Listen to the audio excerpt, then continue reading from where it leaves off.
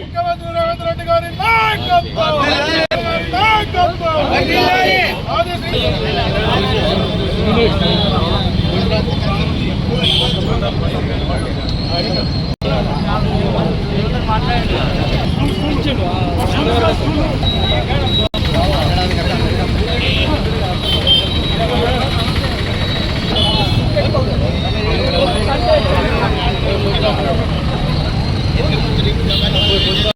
అధ్యక్షులు మహేష్ కుమార్ రావు గారు, మా ముఖ్యమంత్రి రేవంత్ రెడ్డి గారు, వారి క్యాబినెట్ మంత్రులు బట్టి విక్రమక్క గారు, పొన్నం ప్రభాకర్ గారు, శ్రీధర్ బాబు గారు, మన నాగేశ్వరరావు గారు, అందరి వారి క్యాబినెట్ పేరు పేరు రాష్ట్ర ఇన్ఛార్జ్ ఉత్తమ్ కుమార్ రెడ్డి గారు, అందరి క్యాబినెట్ మొన్న తీర్మానం ఏదైతే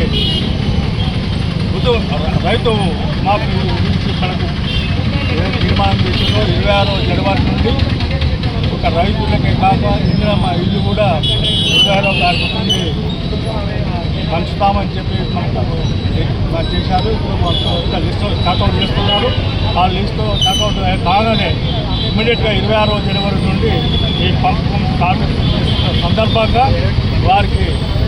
వారికి మనసారా అభినందనలు చెప్తూ కృతజ్ఞతలు చేస్తూ దీన్ని అందరూ మహిళలు, పేద బడుగు బలైన వర్గాలు, రైతులు వాళ్ళు దీన్ని వినియోగించుకోవాలని, అందరికీ న్యాయం జరుగుతుందని చెప్పి తప్పకుండా రైతులకు కానీ ఇందిరమ్మ ఇళ్లలో కానీ పారదర్శకంగా వాళ్ళకు న్యాయం జరిగేటట్టు ఏదైతే క్యాబినెట్ తీర్మానం అమలు చేయడానికి ఒక కాంగ్రెస్ శ్రేణులుగా మేము సంసిద్ధంగా ఉన్నాము.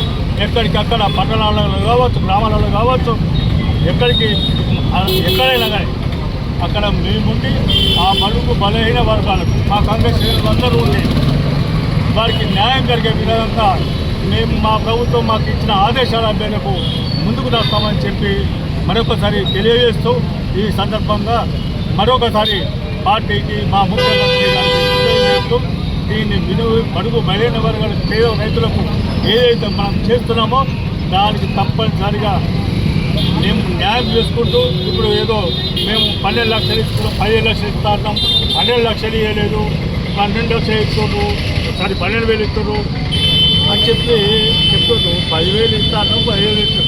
నువ్వు అట్లా ఎప్పుడు పోయినావు? దళితులకు ఇస్తా అన్నావు, వాళ్ళకి ఇస్తా అన్నావు, 1,00,000 రుణం ఆపడినావు, పార్ట్ టైం చేసుకుంటూ పోయడం. అరే మేము కూడా ఇస్తావా 15,000? రావు, ఏమాగమవుతుంది? దానికి ఏమో ధర్నాలు చెప్తా అంటున్నాం. ఏమి ఇక్కడ ఊపినప్పుడు దానికి బెదిలేదు, అది లేదు. మేమేం సంసిద్ధంగా ఉన్నాం. మేము మా పార్టీ ఆదేశాలు, మా ముఖ్యమంత్రి నాయకత్వం వల్ల ముందుకు సాగుతాం. ఇలాగే బడుగు ఏమని చెప్పకుండా మా ఉద్దేశాన్ని, మేము చేసే కార్యక్రమాలని ముందుకు తీసుకుపోతామని చెప్పి సందర్భంగా తెలియజేస్తాం.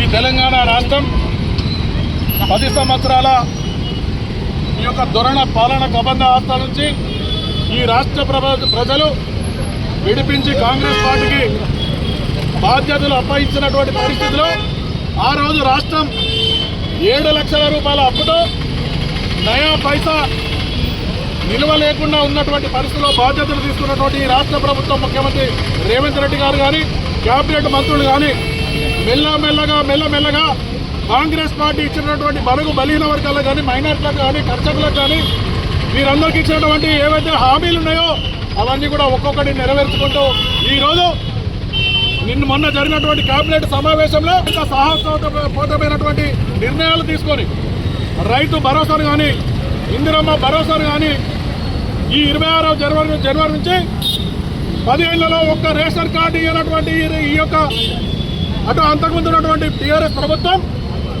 ఈరోజు కాంగ్రెస్ పార్టీ 26వ జనవరి నుంచి సర్వే చేసినటువంటి ప్రతి బడుగు బలహీన వర్గాలకు కానీ, మైనార్టీలకు కానీ, మహిళలకు కానీ రేషన్ కార్డు ఇచ్చేటువంటి ఒక బృహత్తరమైనటువంటి కార్యక్రమాన్ని జనవరి 20 నుంచి స్టార్ట్ చేయబోతా ఉన్నది.